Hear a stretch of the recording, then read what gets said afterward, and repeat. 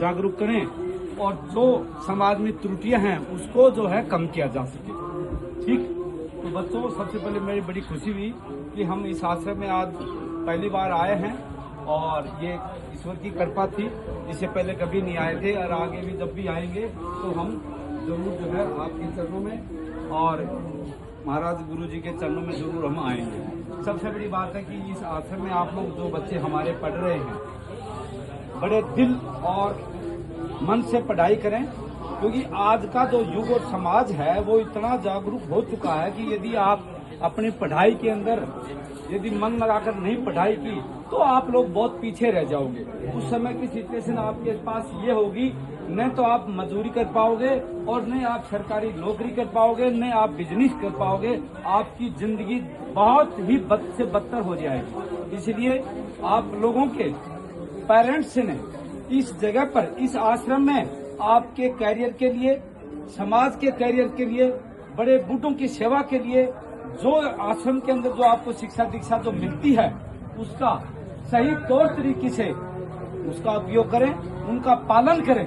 जिस तरह से आप इसका पालन करेंगे, गुरु की आज्ञा का पालन करें, माता पिता की सेवा करेंगे और अपनी पढ़ाई का जो ध्यान करेंगे, उसके अंदर आपको आगे चलकर उस स्टेज पर आप लोग पहुंचोगे जो आपको जब याद आएगा कि हमारे गुरुजी ने हमको क्या सिखाया, जिनकी बदौलत आज हम इस स्टेटस पर खड़े हैं। इसीलिए मैं बच्चों को यही संबोधित और ये बताना चाहूंगा कि आप अपने तन मन धन से पढ़ाई का काम करें। मैं भी आपकी तरह छोटा बच्चा था। मैं आपको बताना चाहता हूँ, मैं देश के 8-7 प्रधानमंत्रियों के साथ रहा हूँ। ये सब ईश्वर की कृपा है। मेहनत किसकी होती है? खुद की। किसकी होती है? खुद की मेहनत होती है, लेकिन ईश्वर का हाथ होता है। लेकिन हम ये बोलते हैं कि ईश्वर का ही हाथ हो और हम मेहनत ना करें तो ये संभव नहीं है।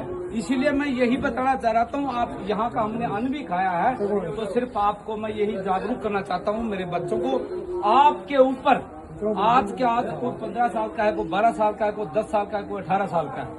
आपके पास अब ज्यादा समय नहीं रहा है। आप 5 से 7 साल तक अच्छी मेहनत यदि कर लेते हो तो आप अपने पेरेंट्स का, मतलब माता पिता का भविष्य बनाओगे, अपना खुद का भविष्य बनाओगे और आपकी जो आने वाली जो पीढ़ी है उसका भी आप भविष्य बनाओगे। तो आप अपने इस देश के, इस समाज के कर्णधार हैं। तो यदि आप कर्णधार हैं तो उसको सदुपयोग करना है। टाइम का, सही समय का सही सदुपयोग करो और आगे अपने आप बढ़ते चले जाओगे। जो समाज में त्रुटियां हैं, जब आप पढ़ोगे लिखोगे तो उस समाज की त्रुटियों के लिए आप जागरूक होगे तो आप अपने किसी को भी, चाहे बड़ा हो छोटा हो, आप उसको बोल सकते हो। कब? जब हम खुद जागरूक हैं और हम समस्या और सही स्थिति को समझते हैं तभी बोल सकते हैं। यदि हम अज्ञान हैं तो ये चीज हम नहीं बोल सकते। ठीक है ना?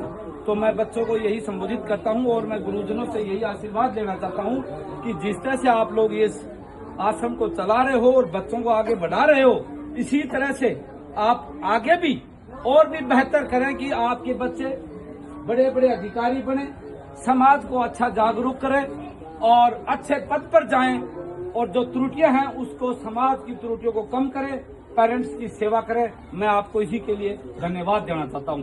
धन्यवाद। Thank you.